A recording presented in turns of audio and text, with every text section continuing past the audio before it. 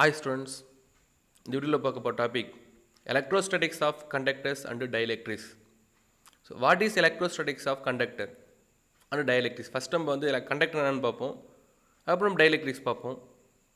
First வந்து conductor. இப்போ நம்ம மெட்டீரியல்ஸ் வந்து நம்ம எலக்ட்ரிக்கல் ப்ராப்பர்ட்டியை பேஸ் பண்ணி 3 டைப்பாக பிரிச்சிருக்கோம். 3 டைப்பாக பிரிச்சிருக்கோம் மீன்ஸ் ஒன்று வந்து conductor, insulator, semiconductor. Conductor, insulator, semiconductor. So இப்போ கண்டக்டர்னா என்ன? கரண்ட்டை கண்டக்ட் பண்ணால் கண்டக்டர், கரண்ட்டை கண்டக்ட் பண்ணலாம் இன்சுலேட்டர். கிரேட். செமிகண்டக்டர்னா பார்ஷியலி கரண்ட்டை கண்டக்ட் பண்ணால் அது நம்மளுக்கு செமிகண்டக்டர். Okay right. ஸோ அப்போது இதில் வந்து நம்மளுக்கு கண்டக்டர் ஏன் கரண்ட்டை கண்டக்ட் பண்ணுது, இன்சுலேட்டர் ஏன் கரண்ட்டை கண்டக்ட் பண்ணலை, அப்போ அதுக்குள்ளே இருக்கிற டிஃப்ரென்ஸ் என்ன? ஸோ இதில் பாருங்கள், கண்டக்டர்னால் வந்து ஃப்ரீ எலக்ட்ரான்ஸ் இருக்கும். ஸோ ஃப்ரீ எலக்ட்ரான்ஸ்னால் இப்போ நம்ம அந்த மெட்டீரியலுக்குள்ளே இருக்கிற ஆட்டத்துக்குள்ளே அவுட்டர் மோஸ்ட் ஆர்பிட்டில் இன்கம்ப்ளீட்டடாக இருக்கிற எலக்ட்ரான்ஸ் தான் ஃப்ரீ எலக்ட்ரான்ஸ். இல்லைனா ஒரு ஆட்டத்துக்குள்ளே லூஸ்லி பாண்டிங்கில் இருக்கிற எலக்ட்ரான்ஸ் தான் ஃப்ரீ எலக்ட்ரான்ஸ். ரைட். ஒரு ஃபார் எக்ஸாம்பிளுக்கு நம்ம வந்து ஒரு குட் கண்டக்டர் எக்ஸாம்பிள் சொன்னால் காப்பர் சொல்லலாம். காப்பரில் என்ன இருக்குது? ஃப்ரீ எலக்ட்ரான்ஸ் இருக்குது. அந்த ஃப்ரீ எலக்ட்ரான்ஸ் என்ன பண்ணுது? அதான் சார்ஜ் கேரியர். அதான் வந்து சார்ஜ் ஒரு இடத்துல ஒரு பிளேஸ் இன்னொரு பிளேஸ்க்கு என்ன பண்ணுது? கேரி பண்ணுது. கேரி பண்ணுறதுனால தான் காப்பரை நம்ம கண்டக்டர்னு சொல்கிறோம். ஒரு இன்சுலேட்டர், ஒரு கிளாஸ், ஒரு எபோனைட் எக்ஸாம்பிள் சொல்லலாம். அதோட அவுட்டர் மோஸ்ட் ஆர்பிட்டில் ஃப்ரீ எலக்ட்ரான்ஸ் இல்லை, ஐ மீன் என்ன, அவுட்டர் மோஸ்ட் ஆர்பிட் ஃபுல்லாகவே கம்ப்ளீட்டாக இருக்குது. அங்கே ஃப்ரீ எலக்ட்ரான்ஸ் இல்லை, இல்லாததுனால அங்கே எந்த சார்ஜ் கேரி பண்ணுறதுக்கு எந்த ஒரு சார்ஜ் பார்ட்டிகளும் இல்லை சார்ஜ் கேரியர்ஸ் இல்லை, இல்லாததுனால தான் வந்து கரண்ட்டை கண்டக்ட் பண்ணலை.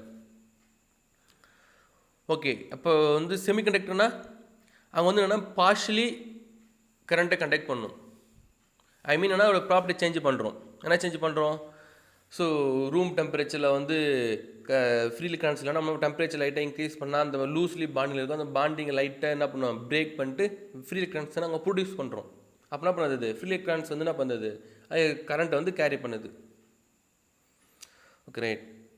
அப்போது ஓகே, ஒரு மெட்டீரியலில் ஃப்ரீ எலக்ட்ரான்ஸ் இருந்தால் மட்டுமே உங்களுக்கு வந்து கரண்ட் வந்து சார்ஜை வந்து கேரி பண்ணிவிடுமா? ஓகே, பண்ணாது. அப்போ எந்த மாதிரி கண்டிஷன் இருந்தால் வந்து சார்ஜை கேரி பண்ணும்? கிரேட். அதான் ஸ்டூடெண்ட்ஸ், கண்டக்டருக்குள்ளே ஃப்ரீ எலக்ட்ரான்ஸ் ஃப்ரீயாக மூவ் ஆகும், ரேண்டம் மோஷனில் இருக்கும். ரேண்டம் மோஷன் மீன்ஸ் ஆல் டைரெக்ஷனில் மூவிங் இருக்கும். அப்போ ஆல் டைரெக்ஷனில் மூவிங் இருக்குன்னு வச்சுன்னா ஒரு எக்ஸாம்பிளுக்கு சொல்கிறேன். ஒரு ஃப்ரீ எலக்ட்ரான்ஸ் இப்போது உங்களுக்கு இங்கே பாருங்கள், ஒரு ஃப்ரீ எலக்ட்ரான்ஸ் இருக்குது. அந்த ஃப்ரீ எலக்ட்ரான்ஸ் வந்து சப்போஸ் அந்த கண்டக்டருக்குள்ளே ஜஸ்ட் இதுதான் வந்து உங்களுக்கு ஒரு கண்டக்டராக கன்சிடர் பண்ணுறோம். அந்த கண்டக்டருக்குள்ளே ஃப்ரீ எலக்ட்ரான்ஸ் அப்லேயும் மூவ் ஆகுது, இன்னொரு ஃப்ரீ எலக்ட்ரான்ஸ் வந்து டவுன்லேயும் மூவ் ஆகுது. இதுதான் சென்டர் பாயிண்ட் எலக்ட்ரான்ஸ். இப்போ டைரெக்ஷன் பாருங்கள், உங்களுக்கு அப்வர்ட் டைரெக்ஷன் இருக்குது, டவுன்வர்ட் டைரெக்ஷன் இருக்குது. அப்போ அப்பு டவுன் ரெண்டுமே ஆப்போசிட் டைரெக்ஷனா? எலக்ட்ரான்னா ஈக்குவல் மேக்னிடியூடா? அப்போ டோட்டல் என்ன பண்ண நம்மளுக்கு இந்த டைரெக்ஷன் ஈக்குவல் ஆகிட்டு கேன்சல் ஆகிடும். அப்போ நம்மளுக்கு நெட் மோஷன் என்ன ஆகிடுது?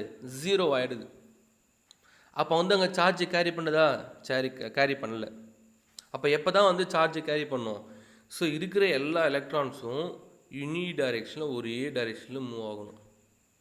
மூவ் ஆச்சுன்னா சார்ஜ் கேரி பண்ணும். அப்போ என்ன பண்ணணும்? வெளியிலேருந்து ஒரு எக்ஸ்டர்னல் எலக்ட்ரிக் ஃபீல்டை அப்ளை பண்ணணும். எக்ஸ்டர்னல் எலக்ட்ரிக் ஃபீல்டு அப்ளை பண்ணுறதுக்கு ஜஸ்ட்டு ஒரு எக்ஸாம்பிள் ஒன்று சொல்லலாம். இப்போ பாருங்களேன், ஸோ இதுதான் வந்து உங்களுக்கு கண்டக்டர். இப்போ எக்ஸ்டர்னல் எலக்ட்ரிக் ஃபீல்டு வந்து இங்கே ப்ளஸ் கொடுக்குறேன், இங்கே மைனஸ் கொடுக்குறேன். இப்போ உள்ள இந்த கண்டக்டருக்குள்ளே இந்த கண்டக்டருக்குள்ளே இருக்கிற ஃப்ரீ எலக்ட்ரான்ஸ் என்ன பண்ணோம்? எலக்ட்ரான்ஸ் வந்து டுவோர்ட்ஸ் த பாசிட்டிவ் டெர்மினல். ஏன்னா எலக்ட்ரான் வந்து நெகட்டிவ் சார்ஜா? அப்போ என்ன பண்ணுவோம்? எலக்ட்ரான் உள்ள எலக்ட்ரான்ஸ் என்ன பண்ணும்? உனக்கு இந்த பேட்டரியோட பாசிட்டிவ் டெர்மினலுக்கு டுவோர்ட்ஸாக வருமா? அப்போ இங்கே இருக்கிற இந்த 2 எலக்ட்ரான்ஸ் இருக்குன்னு வச்சுக்கோங்க, 2 மீனா போனுக்கு ஒரு டைரெக்ஷன் மூவ் ஆகுமா, யூனி டைரெக்ஷன் மூவ் ஆகிட்டு இருக்கா? அப்போ யூனி டைரெக்ஷனில் மூவ் ஆனால் நமக்கு வந்து நெட் மோஷன் வந்து நாட் 0வா? அப்போ நாட் 0 இருக்கும்போது ஒரே டைரெக்ஷனில் மூவ் ஆகும்போது அது செய்கிற அந்த ஒர்க்கருக்கு பார்த்தீங்கன்னா அந்த சார்ஜ் கேரி பண்ணுறது இங்கே வந்து இப்போ நம்மளுக்கு எலக்ட்ரிக் ஃபீல்டு வந்து நான் ஜீரோ. தட் மீன்ஸ் இங்கே எலக்ட்ரிக் ஃபீல்டு இருக்குது, கரண்ட் வந்து ஃப்ளோ ஆகுது. ஓகேங்களா?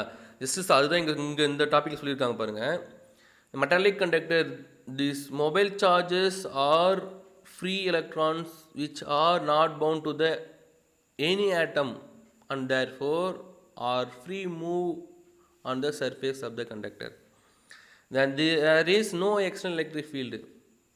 The free electrons are in the continuous random motion in all direction. அங்கே வந்து எலக்ட்ரிக் ஃபீல்டு இல்லைனா எப்படி இருக்குன்றான், கண்டினியூஸாக ரேண்டம் மோஷனில் இருக்குன்னு சொல்கிறாங்க. எனக்கு ரைட்.